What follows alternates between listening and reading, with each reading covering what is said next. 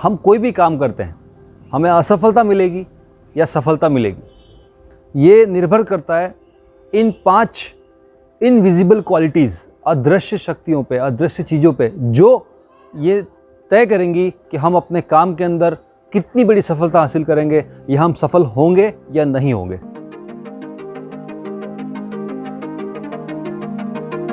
सबसे पहला दोस्तों वो है बड़ा सपना। दोस्तों, जब तक हमारा सपना बड़ा नहीं होगा तब तक हम उस लक्ष्य तक नहीं पहुंच सकते जो हमें दूसरों से अलग एक बड़ी सफलता दिलाएगा। देखिए, छोटी सफलता तो बहुत सारे लोग अचीव करते हैं। आज हम जहाँ पे हैं वहाँ तक आए क्योंकि हमने यहाँ तक सोचा था। यहाँ से वो आगे जाने के लिए हमको और बड़ा सोचना पड़ेगा। तो हमेशा हमारा लक्ष्य बड़ा रखना पड़ेगा, और लक्ष्य बड़ा हम तभी कर सकते हैं जब हमारा ड्रीम बहुत बड़ा होगा। दोस्तों, पहली क्वालिटी है सपना हमारा बड़ा होना चाहिए।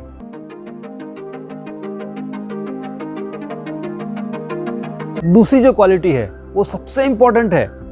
पता नहीं लगता है हमें कि हम कहाँ गलत कर रहे हैं, लेकिन हमारे अंदर की जो सीखने की इच्छा है वो बहुत ज़्यादा मैटर करती है। दोस्तों, इस दुनिया में ऐसे बहुत सारे लोग हैं जिनको शायद ये नहीं पता होता है कि हमारी सक्सेस जो हमें मिलने वाली है उसके अंदर मेंटरशिप की बहुत बड़ी भूमिका होती है। तो हमें सीखने की इच्छा रखनी पड़ेगी, हमें लाना पड़ेगा, ढूंढना पड़ेगा एक ऐसा मेंटर जो हमें उस पर्टिकुलर काम के अंदर सफलता दिलाने में मदद करेगा।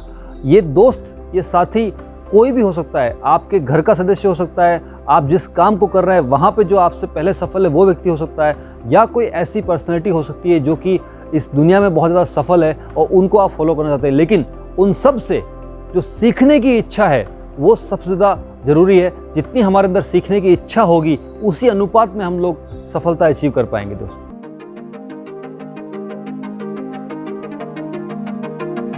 इसके बाद दोस्तों जो तीसरी बड़ी क्वालिटी है वो है ईश्वर में आस्था।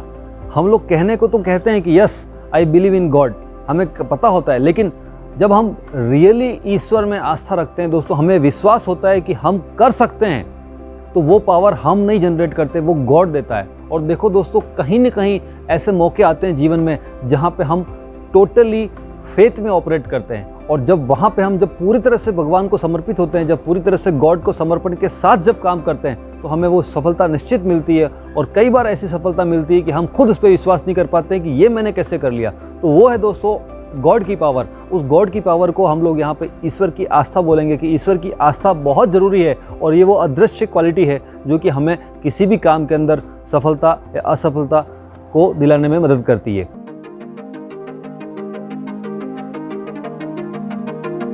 चौथी जो सबसे बड़ी क्वालिटी है दोस्तों वो है अनुशासित तरीके से काम करना। हम क्या होता है, किसी काम को शुरू तो करते हैं, मोटिवेशन आता है, किसी काम को शुरू करते हैं, लेकिन उस काम को शुरू करने के बाद में थोड़ा सा आगे बढ़ते हैं और खुद पे ही डाउट करते हैं, या हमारी जो ऑलरेडी लाइफस्टाइल है, या कहीं ना कहीं हम लोग अपने मानसिक रूप से कहीं ना कहीं उस काम के अंदर अनुशासन नहीं रख पाते हैं, और उसकी वजह से हम वो काम नहीं करते जो हमें रोज़ करने चाहिए, उस लक्ष्य की तरफ ले जाने वाले जो हमें उस लक्ष्य में सफलता दिलाएंगे। उसके बाद जब अनुशासन होगा तो अनुशासन की शक्ति दोस्तों बहुत बड़ी शक्ति है, दिखती नहीं है, लेकिन जो अनुशासित तरीके से काम करता है, कहते हैं ना कि एक बूंद अगर एक ही डायरेक्शन में एक ही तरीके से एक जगह गिरती है तो पत्थर में छेद कर सकती है। तो दोस्तों ये है डिसिप्लिन की पावर। तो डिसिप्लिन बहुत इंपॉर्टेंट है। पांचवी सबसे बड़ी अदृश्य क्वालिटी जो है वो है हमारा जज्बा, गिर के उठने की ताकत। दोस्तों, हम सब असफलता देखते हैं, हर काम में असफलता मिलती है। कहते हैं ना कि असफल वो नहीं होता है जो एक बार हार गया, असफल वो होता है जिसके अंदर वापस उठने की क्षमता खत्म हो गई। दोस्तों, हम तब तक असफल नहीं हो सकते जब तक कि हम ये ना मान लें कि हम असफल हो गए। अगर सफलता हासिल करनी है, बहुत बड़ी सफलता हासिल करनी है, तो ये गिर के उठने की क्षमता है, उसको हमको विकसित करना पड़ेगा। दोस्तों, तो ये 5 क्वालिटी मैंने आपको बताई।